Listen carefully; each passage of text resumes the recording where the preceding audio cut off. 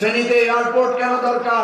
ফেনী থেকে আগামী দিনে কয়েক ডজন মুস্তাফিজের জন্ম হবে ইনশাআল্লাহ। ভাই সব, ফেনীতে এয়ারপোর্ট কেন দরকার? মানুষ কয় ঢাকার তো কাছে এয়ারপোর্ট কিনে লাগবে। আরে ভাই, ফেনীতে যদি এয়ারপোর্ট দেন, সকাল বিকাল যে ইনকাম হবে বাংলাদেশের অন্য কোনো এয়ারপোর্টে এত টাকা ইনকাম হবে না। কারণ এখানে এয়ারপোর্ট অলরেডি ছিল, আসলে না রান্না তো নতুন কিছু চাইেন না। আমাদের প্রবাসীরা এখানে আসেন, প্রবাসীদের জীবনের ক্ষত যন্ত্রণা, ফেনীর উন্নয়নে প্রবাসীদের বিরাট ভূমিকা, অথচ প্রবাসীদের যাতায়াত, প্রবাসীদের নিরাপত্তা, প্রবাসীদের কোনো কিছুর জন্য তারা কাজ করে না। আমরা প্রবাসীদের ভোটাধিকারের জন্য কাজ করেছি। ফেনীতে ক্যান্টনমেন্টের কথা বলেছি। ফেনীতে গ্যাস সংকট, এটা জাতীয় সমস্যা, এটা সমাধানের জন্য আমাদের ঐক্যবদ্ধ একটা পদক্ষেপ গ্রহণ করতে হবে।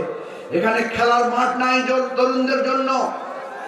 তরুণদের জন্য যদি খেলার মাঠ না থাকে, এখান থেকে মুস্তাফিজ কিভাবে তৈরি হবে বলেন? এখান থেকে মেসি, নেইমার কিভাবে তৈরি হবে?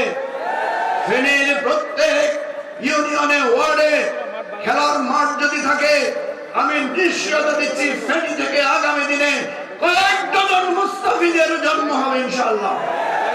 আমরা সেজন্য কাজ করব।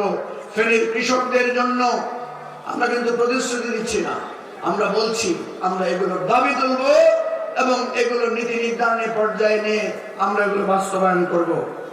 লাল পোলে দাঁড়ায় দাঁড়ায় আমি 1 ঘন্টা দাঁড়িয়ে দাঁড়িয়ে দেখলাম একটা পুলিশ নাই।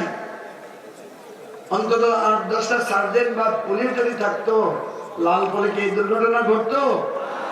তাহলে আমাদের এই জিনিসগুলো করতে হবে। অনেক কথা বলার ছিল, আমি একটা আজকে দাবি জানাচ্ছি।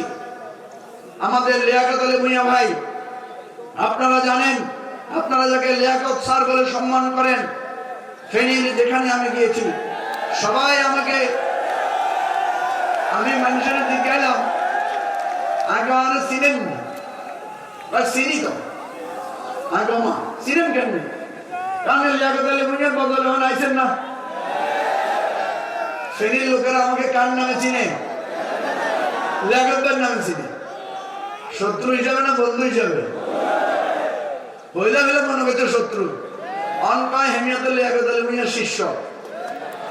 আমি দাবি করছি, প্রতিশ্রুতি দিচ্ছি, লিয়াকত ভাইয়ের সম্মান আপনাদের ভোটাধিকারের উপর নির্ভরশীল।